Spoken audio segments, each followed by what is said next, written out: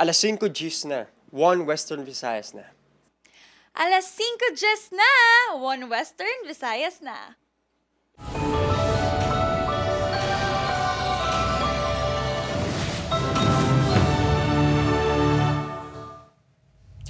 Mga balitang atong tutukan, subong nga Biyernes, bulkan kanlaon kag mayon volcano, sunod-sunod nga may nagluntad nga mayor nga aktibidad.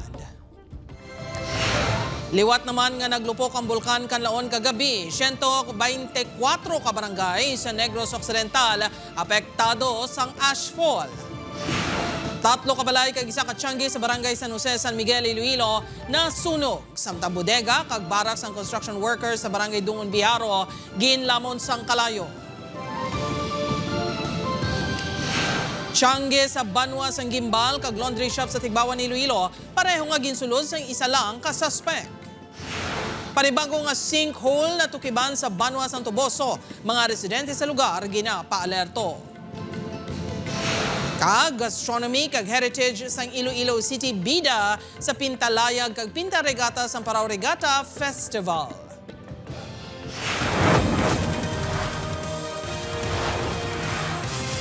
Ini ang GMA Regional TV, 1 Western Visayas.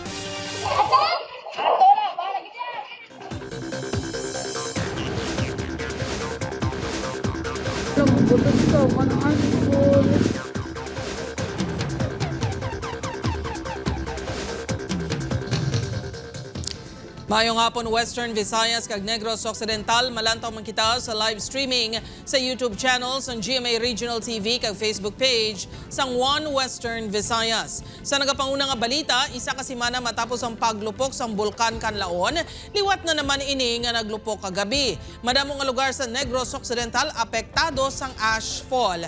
Si Aileen Pedreso nakatutok live sa La Castellana, Negros Occidental. Lin?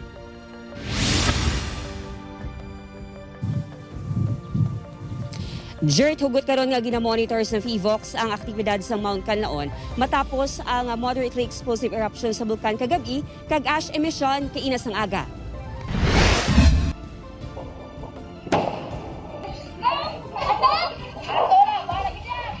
"7:04 kagabi, isa ka mabaskog nga lupok ang nabatian sa mga residente sa palibot sa bulkan Kanlaon. Isa ka semana matapos naglupok ang bulkan, isa naman ka moderately explosive eruption ang nagluntad sunod sa PHIVOLCS. Ginsundan ini isang pagtupa sang abo kag pag-ilig sang nagabaga nga mga bato. Isa sa mga apektado sang ashfall ang barangay Sagang sa La Castellana. Kadulom gid dulom. Nagdulom kami diya nga daw silimo ang bulan ginkulapan ka ang langit daw nagdulom, nagkulap ang asopre sa Nagtupa ang madamon nga abo sa dalanon ka mga pamalay. Ang pila ka pumuluyo, nagakabalaka bangod sa mga himata nga may mga balatian. Pareho sa amay ni Bani nga may pneumonia. Lain lang yung matyagan, tindin sa kagwa sa balay. Kaya ang abo, grabe yung abo sa gwa. Kaya kundi mo bason, ang yabok sa dalan la. Di maklo mo gid. Si Maria Fe, wala nag-ekspektar nga magtupa ang abo sa ila. Wala pa inisang pahuway haling kagabi isang pagpaninlo. Damo na siya daan kagabi, kaso lang halisang gabi pa na nga namon nga basya para lang nga hindi siya nagidbala makadto sa balay kay baho. Dako man ang halit sang abo sa mga pananom kag kasapatan. Pila sa mga mangunguma, ginhingagaw bunyag ang mga pananom nga natupan sang abo. Malaya siya. Makusog ning daw niya. Amo gani nga pingagaw gani nga pa tubian niyo kay gabatyag na niyo. Ang ginasagod nga mga baka ni Alfredo, wala sini ginapakaon sang hilamon sa kahangawa nga makakaon sang dahon nga may abo. Ang lang subong ginakumpayan na sila. Why kay ni bisa kaon sang hilamon nga may na saguban na sila, wala sila ginapainom sa suba. Galuya sila. Magluwas sa La Castellana, masobra pulo pa ka LGU sa Negros Occidental nga ginabukusan sa masobra 5 ka barangays ang naka-eksperyensya sang light to heavy nga ashfall sunod sa PDRRMO. Nagpatigayon na sa flushing operation ng PDRRMO sa mga lugar nga apektado sa ashfall. Ang aton nga mga LGUs diri sa South, eligible na ang aton nga water filtration truck para sa Subo naka-deploy. Or tatlong mag-wear kita sang face mask. Wala naman ginadula sa PHIVOLCS ang posibilidad nga masundan pa ang mga paglupok sa bulkan. Hugot subong nga ginabantayan ang parameters sini. Tungod ini nga ara sa iya magmatic rest. Sa tugong man no, posible na siya nga matabo nga sa pasaka to alert level 3.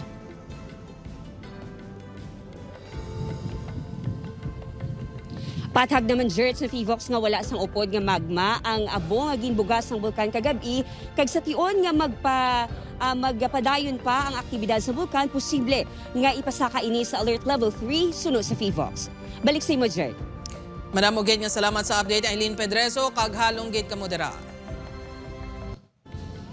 Sa iban pa nga balita, duwa ka adlaw antes ang Fire Prevention Month, 3 ka balay kag Tiangge na sunog sa San Miguel, Iloilo. Samtang duwa ka insidente sang sunog nagluntad sa Iloilo City. 113 na ka insidente sang sunog ang na-record sa Western Visayas subong nga tuig. Si Kim Salinas nakatutok. Makit-an sa saning nga video ang tuman kay Tom kag Madam Lungaso. Nagluntad ang sunog sa barangay San Jose, San Miguel, Iloilo, las 9 kay nasangaga. Naghalin ang kalayo sa isa ka kwarto sa balay na day Rosalie Gonzales. Sunog kay Rosalie, madasig nga naglapta ang kalayo. Bit-bit ko ganito, grade nga hanggang nga balde, hayabi ko, mabasyahan ko pa katubig. Di pagkita ko, di gadab-dabro gitana, git magkasing gitana ko, Diyos ko, buligin niyo ako.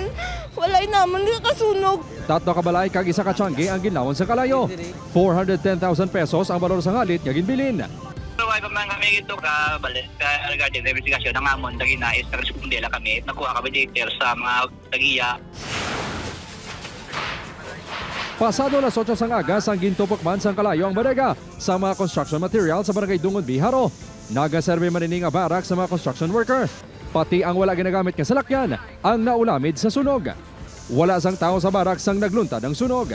390,000 pesos ang danyos nga ginbilin sang sunog. Kaya dami sa among kwarto mo, kabati kami duwa ka lupok, pag wako da, gadaba-daba, nandi ang dringeria.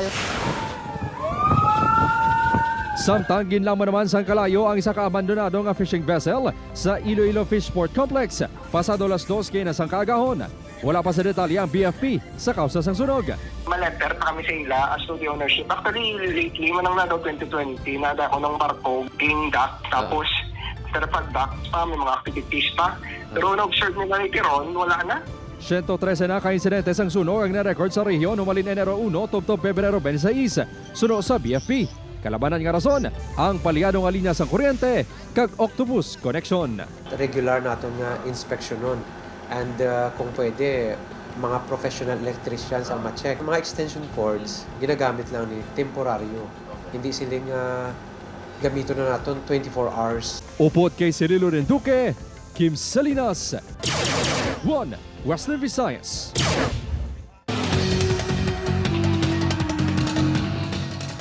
Mga kapuso Tiangge sa gimbal kag laundry shop sa Tigbawan, Iloilo, ginkawatan sang ginaligar pareho nga suspect pagpangawat na hulikam. Si John Sala nakatutok. Makita sa kuha sang ini nga CCTV camera ng isa ka lalaki nga nakasuksok sang gray nga bayo nga nagsulod sa isa ka Tiangge sa banwa sang gimbal Iloilo pasado alas 6 ang aga sang Miyerkules. Kasubo nga nagapanilag ini, mation-tion, ginkuha sini ang isa ka gamay nga bag na butang sa lamesa kag gilayon nga nagwa. Suno sa tag-iya sang Tiangge na tion nga wala sang tawo sa cashier area sa nagsulod ang kawatan. Apang ang nakuha sini nga bag ang wala sang kwarta nga unod kag puro lang mga resibo. Ang isa ko ka wallet nga sa sunod nga natabunan sini. Ara dang singsing ko, ara na may sulod niya nga kwarta. Uway na makita mo.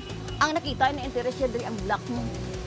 Ay na naghahabok siya mo. Pabiya ang resibo kwarta. Matapos ang masobray sa kaoras pasado alas 7 nakuha naman sa CCTV sa isa ka laundry shop sa barangay Namukon, Tigbawan, Iloilo ang sospek. Makita ng pareho nga lalaki nga nagsulod sa establishmento. Nagdiretso ang sospek sa counter. Ginkuha sini ang isa ka bag kag nagdali-dali palagyo. Apang kasubo nga di malas ang kawatan. Bangod ang nakuha sini nga bag ang wala man sang unod. Si dalom da sang table, pero gintawagan ko dahil manghod ko kung ano bala unod niya tuhaw. Pero pag gambal niya sa akon, basurahan, malanggali. Hindi kilala sa mga biktimang sospek ang posible nga pangayaw nga modus na ang pagpanulod-nulod sa mga establishmento. Pangabay kami nga ang mga kagang mga inyong nga mga importante gid nga mga bagay dapat i-secure nyo man para maiwas kita sa kabatay.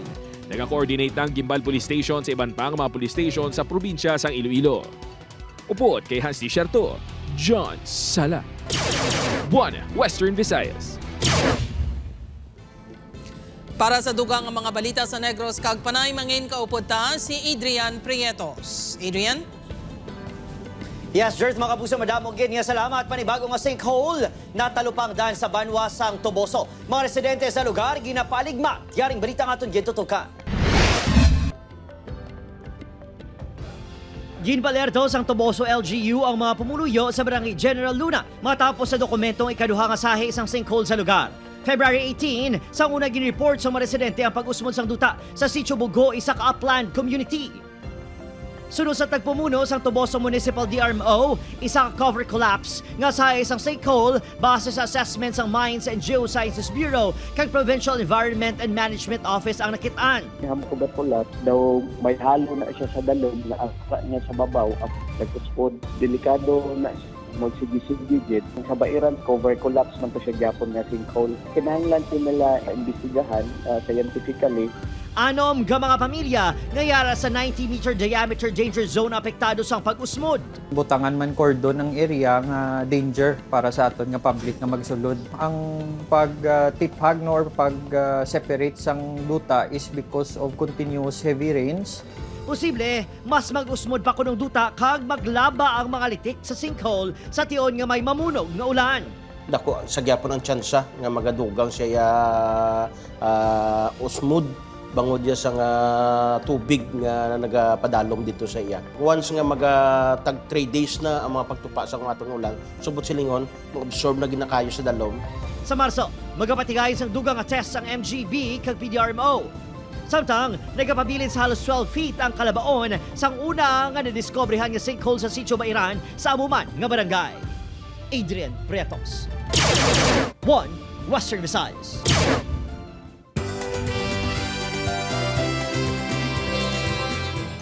Mga kapuso, gastronomy kag heritage sang Iloilo City tema sa mga obra maestra sa Pintalayag kag Pinta sa Regata Competition sang 53rd Parao Regata Festival. Si John Sala nakatutok live sa Barangay Santo Niño Sur, Arevalo, Iloilo City. John?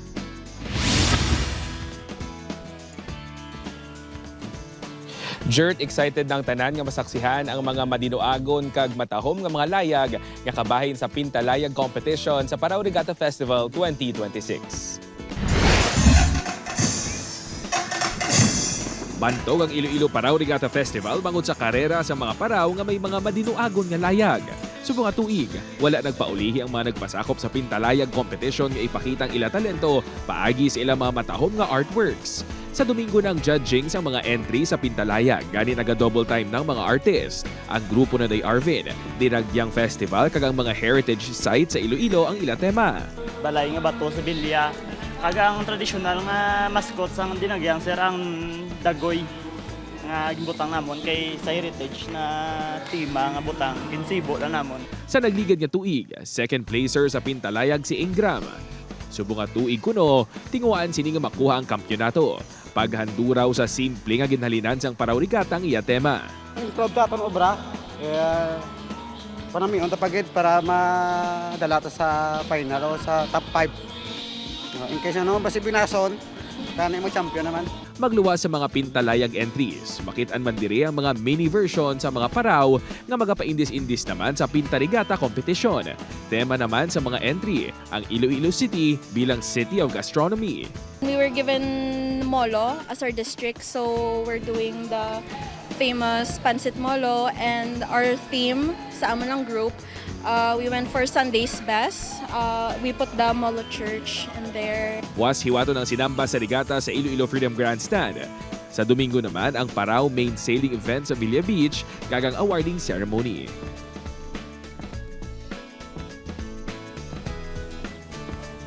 Jerd, balantayan man buwas ang sinamba sa regata competition bangod suno sa Iloilo Festivals Foundation Incorporated. Colorful, energetic, kag world-class ang performances sa mga grupo nga kabahin sa kompetisyon. Jerd? Manamugid nga salamat sa update, John Sala. Ini ang GMA Regional TV, One Western Visayas. Dako nga sunog, nagluntad sa Barangay 39, Bacol City, kainas ang aga. Masobra 500 ka residente na halita. Yaring balita nga itong gintutukan.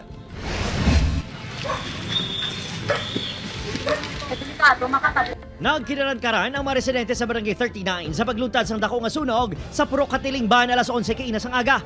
Bago sa madabol nga so, nabudlayan ang pila ka mga bombero nga makasulod sa lugar. Nagdangat sa 4th alarm ang sunog. Ginkabalakad pa nga maglato ng kalayo sa tabok sang suba sa informal settler community sa Barangay Singkang Airport. Sobra pas bulkan ang lupok niya. Nagkadi na gusto sa hangin niya daan. Tisin ni pulbaan kayang kalayo ara na daan. Hindi kayang hangin. Nagsaylo ang hangin pa amo na o. Nagbayanihan ang mga residente para makabulig sa pagpalong sa kalayo. Ang iban sa suba na nagkuha sang tubig. Naggulpi mo kung lagan, di ka nakita ko nga ang kalayo doon nagdako, nagkita mo ng 5 do kinulbaan mo ko. Kay kamay ng alagyan, no? Kitid ng alagyan da. Kasi ikaw makatosay kamay ng alagyan. Sala katawagin makaagi da. Ginapakamalaot sa mga residente ang pagpamintaha sa iban nga nakuha pa nga mga awat sang nasalbar nga mga gamit sa sunog. Nagtuga pa ini sa komosyon samtang may nagluntad nga kalamidad. Ano to sa? Wala! Ano ka mo man? Pasado alas 12:30, gindeklarar nga fire out. Wala pa sa bahayag ang BFP samtang nagpadayo ng ilang investigasyon sa ginhalinan sa kalayo. Sa inisyal nga lista sa LGU, masobra 90 ka pamilya o kung masobra 500 ka individual ang naharitan sang sunog. Ginatatap ang mabiktima sa gym sa barangay. Adrian Pretos, 1 Western Visayas.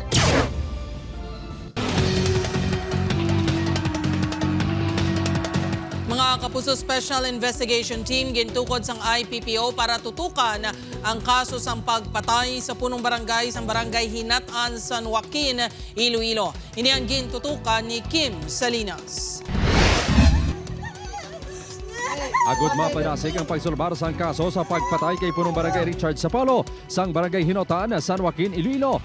Nagtukod sang Special Investigation Team ang Iloilo Police Provincial Office. Isa sa dako nga development sunod sa kapulisan, amo nga may hindi maglubos sa tataka witness nga ginakonsiderar nga makabulig solbar sa krimen. Magluwas sa mga saksi, lantawon man sa kapulisan kung may CCTV nga ma-recover sa lugar.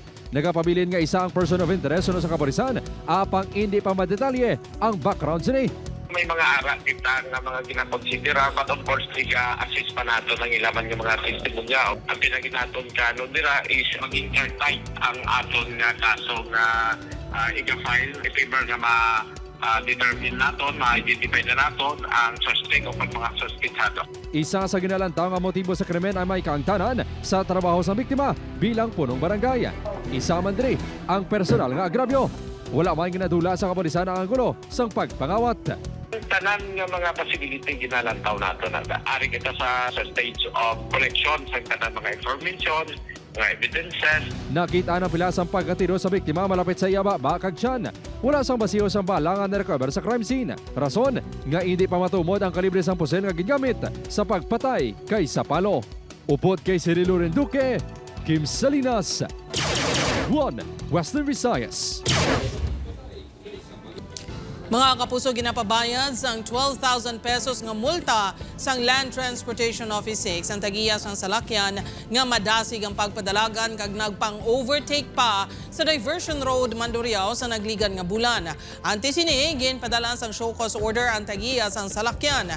Sang nagsabat na, didto nagwa nga may mga salabton ini. Sunod sa tagiya, ang bata sini ang nagadala sang salakyan sang among ation. Unang ginmultahan sang 2,000 pesos ang nag-drive sang salakyan tungod sa reckless driving violation. Natukuban naman nga expired ang rehistro sang salakyan, gani dugang 10,000 pesos ang balayran sang registered owner. Sunod sa LTO6, delikado ang mga akto hindi lang sa driver kundi pati man sa iban nga mga motorista.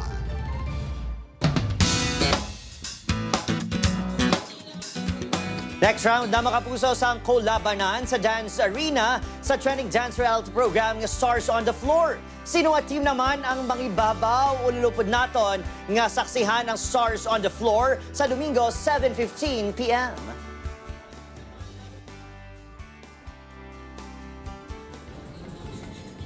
Mapuso in turnover naman sa isa ka residente sa Moises Padilla MDRMO ang isa ka Eastern Grass Owl o Morogmon. Base sa pahayag sa residente sa MDRMO, nakita niya nga iniisa puno sang kahoy sa Barangay 1. Wala man sa pilas ang pispis. Ginayon man yung inbuyan liwat ang pispis sa kagulangan sa Barangay Magalyon, Moises Padilla. Ini ang GMA Regional TV, One Western Visayas. Atensyon sa aton mga kapuso, pila ka barangay sa Iloilo City ang maka-eksperyensya sang 12 ka oras nga brownout sa Domingo, March 1. Ang power interruption ang kabahin sa pagkayos ang National Grid Corporation of the Philippines sa Santa Barbara Power Barge 69 kV line. Kadungan man sini, magapatigayon man sang clearing operation ng more power. Magasugod ang brownout alas 6 sa aga kag matapos alas 6 sa gabi.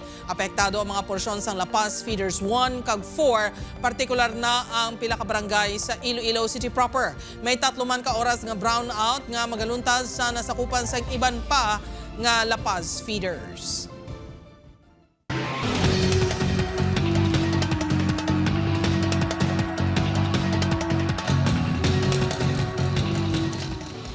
Mga kapuso, nagpatigayon man sa moto proprio investigation ang Commission on Human Rights 6 tuhoy sa pagdakop sang Criminal Detection and Investigation Group sa 2 ka persona sa Banwa sang Pavia sang Lunes sang gabi. Tutukan sa investigasyon kung may paglapas sa human rights ang ginhimo nga pag-aresto sang CIDG.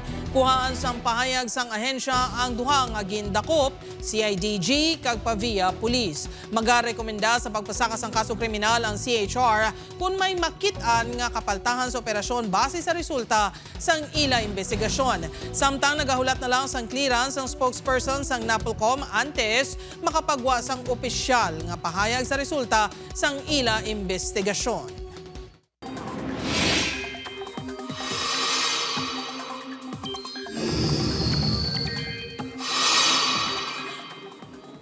Wala sang bagyo o kung anuman yung malaing tiyempo nga nagaluntad sa anuman nga bahin sang pungsod. Mangin mainit sa madamong lugar bangod sa gihapon ina sa easterlies. Apang may chance sa gihapon sang ulan sa pila ka lugar bangod sa localized thunderstorms. Sa datos sa Metro Weather, manubong chance sang ulan sa Western Visayas kag Negros Island Region magluwas sa Antique kag Aklan.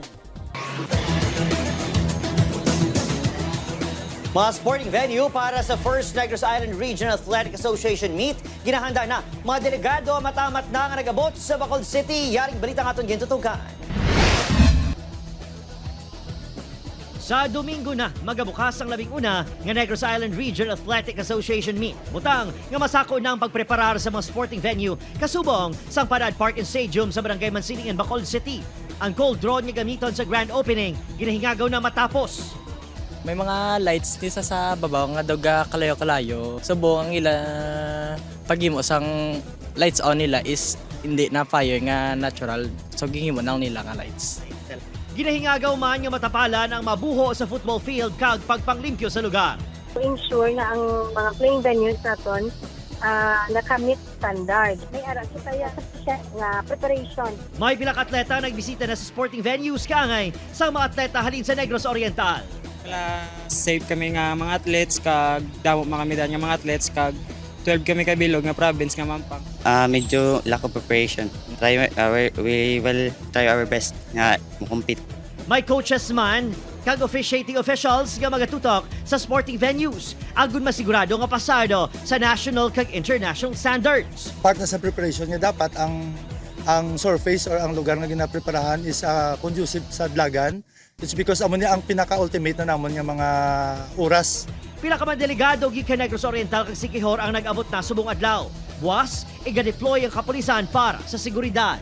Considering nga 15,000 delegates na we have, kundi na may dako nga delegation, dito kami mapokus sa invitation. Adrian Pretos, One Western Visayas. Mga kapuso, anuman ang vibes nyo today, mapadrama, kilig, seryoso nga topiko, anuman nina sigurado nga makita sa GMA Play, ang official video streaming app sang GMA. Ara diri ang imong paboritong nga kapuso shows and so much more. Ang GMA Play isa man ka centralized app para sa paglantaw sang kapuso newscasts. Sarang i-download sa App Store and Google Play ukon magbisita sa gmanetwork.com/GMAplay.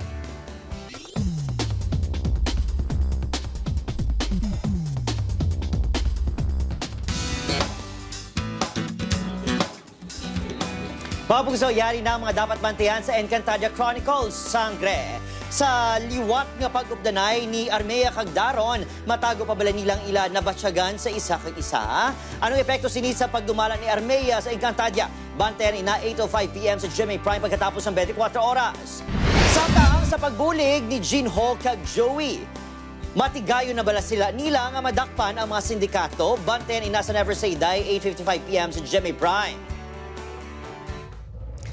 Mga kapuso, ako si Gertrude Charlatan, ini ang One Western Visayas, bugos nga puwersa para sa mas dako nga misyon kag mas sangkad nga pagserbisyo sa pungsod.